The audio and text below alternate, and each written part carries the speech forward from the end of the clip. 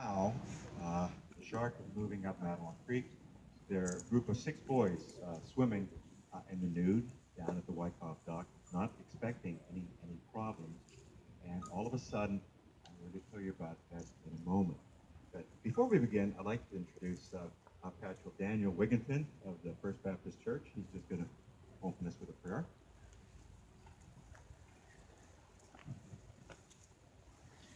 Let's pray together. God, we are here today remembering 2 young men who tragically died. We're here because of the unusual way that you took them, but we're also reminded of the mortality of our own lives. I pray that as we honor their lives, remember what happened, that you would also give us a sense of your lordship over us. We need to be reconciled to you before you take us home. So in Jesus' name I pray. Amen. Thank you, Pastor. Before we begin, I just want to make one personal note. I've been researching this event for almost 40 years, and my book just came out. And about 2.5 years ago, I had a massive stroke, and actually went into cardiac arrest, and I actually died for a while when I came back. I was really hoping to be here today, the 100th anniversary. And I'm still here. But I've been here so many times when I've come out to visit. I always visit Lester when I visit Stanley. And I almost have a feel going back to that time back in 1960. When Matawan was a different place, the whole country was a different place. And Matawan in those days only had about 1,500 people. Everybody knew everybody else. They knew the house they lived in. They socialized, had very little to do with economic status. You could have a mansion right next to a house that was much, much more moderate. And everyone would say hello on the street. They belonged to the same churches, the same lodges. Even the more well-to-do people were volunteer firemen in the different fire companies we had here. It was a very, very nice place to live.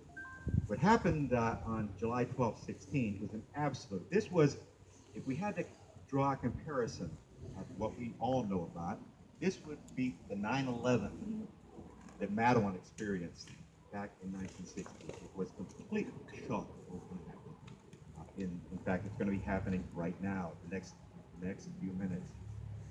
There had been 2 shark attacks earlier along the Jersey coast. One was down in Beach Haven. I remember there, Charles Van Zandt was attacked by a shark and died. That was on July 1st. The second one was on July 6th. Charles Bruder in Spring Lake was attacked right in front of the Essex and Sussex Hotel. But most people thought in those days, well, that's the open ocean. We don't have, there are sharks there. We do have sharks in New Jersey. Things like that do happen occasionally. It's not that often. But the idea of something like that happening in Matawan was so far out of the possibility, no one thought about it. Even when Captain Gottrell walked across the trolley bridge and saw the bridge, or saw the shark going underneath, he telephoned the town marshal, who also happened to be Barbara Gump also. There's a shark moving in your direction, a large shark coming with Matawan. No one believed him, because the idea of a shark coming inland here into Matawan just seemed really so far-fetched. Although a lot of people failed to realize that Matawan Creek was actually a tidal river, which is over 20 feet deep at high tide, with a large salt content coming in every time of the tides. So the fact that a shark took a turn coming up our direction was not that, as far as the scientists would say, it was not that unusual. As far as everybody here, it just couldn't happen. Now, Lester still was swimming with other boys, and they went down to the Wyckoff dock. And since the girls would not want to go down to Matawan Creek, too yucky, the boys were skinny dipping, and they were having a good time there. And Lester had just learned how to float, and he was showing off to the other guys. Hey guys, look, I can float. Watch me, I can float. It was kind of a unique situation with Lester, and he also suffered from epilepsy, and every once in a while he'd have a seizure. So the other boys, older boys, in fact Lester was one of the youngest boys there, were very protective of Lester. And they watched out for him to make sure that nothing would happen to him, or if he had any problem in the water, they certainly would want to help him immediately. But As soon as Lester let everyone know that he was able to float, the boys have been diving off the dock, swimming over to the center of Matawan Creek, coming back. And as they were coming back, swimming back to the Wyckoff dock, they look over their shoulder, and it looks like an old log moving toward Lester. And all of a sudden, this log, which was moving, now all of submerges. And the next thing, Lester is actually lifted up in his midsection area, and his arm was grabbed, and he went down and up and down and up. And these young boys were actually seeing a horrendous shark attack right in front of them. They were absolutely mesmerized seeing this happen, blood all over the place, until finally the shark went down and stayed down with Lester. And the boys started screaming, and they wanted to warn people that something's going on. Maybe we could still help Lester. Let's tell everybody. There's a shark in Matawan Creek. There's a shark in Matawan Creek. The only thing, in their excitement, they forgot to put their clothes on. So you run up Dock Street. They come to near the train station on Main Street. They hang a right on Main Street, and they're running to the center of town. This is about 3/4 of a mile away on a surface that is not paved. But these boys weren't thinking about how hot it was, or how dusty, or their feet hurting, or even their modesty, not wearing any clothes. They were scared. They had seen something absolutely traumatic, and everyone looked at the boys. And this business about a shark, they just couldn't buy into it. There's something wrong with these boys. Maybe it's a hot day, some sort of heat exhaustion or something. And these boys run all the way uptown, and there's one person in particular who pays attention to what they're saying. That person is Stanley Fisher. Stanley Fisher was like a star athlete in town. Everyone, the boys admired him. They followed him around. In fact, he was one of the leaders of the YMCA, and he specialized in helping young boys who weren't that good with their physical ability, would teach them different things so they could play group sports and have fun like everybody else. And he really looked out for the boys. All of the boys knew him, and they followed him around.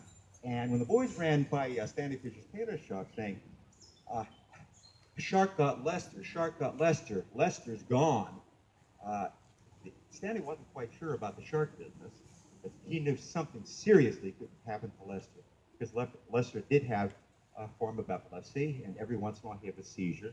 Back in those days, they called it shakes. And Stanley was afraid maybe he'd had an experience with the shakes, and he could drown very quickly. So he runs out of his tailor shop, bumps into two of his friends, George Red Burlew and Arthur Smith. They go down now to the Wyckoff dock. And other people in Matawan, being a small town, they're following along. They're going down to the Wyckoff dock.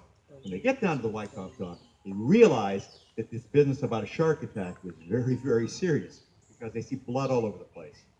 And they realize it's very, very serious. These boys weren't exaggerating in any way.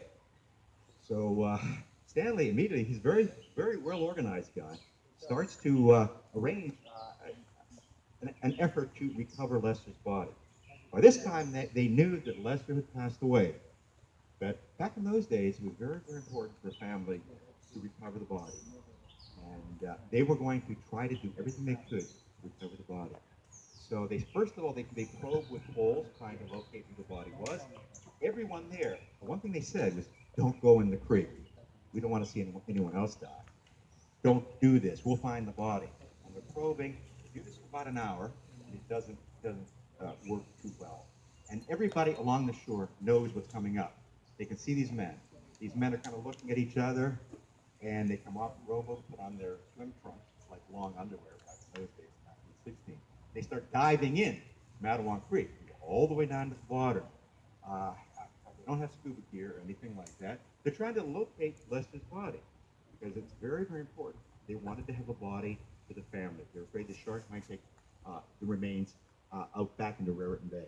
So these men were doing this up and down for several tries until they're becoming exhausted, because a lot of energy to go all the way down 20 feet, wheel around, and then come back up, take a deep breath, go down again. Stanley tries one last time, and does locate Lester's body, but on his way up, the shark attacks him full force with right thigh.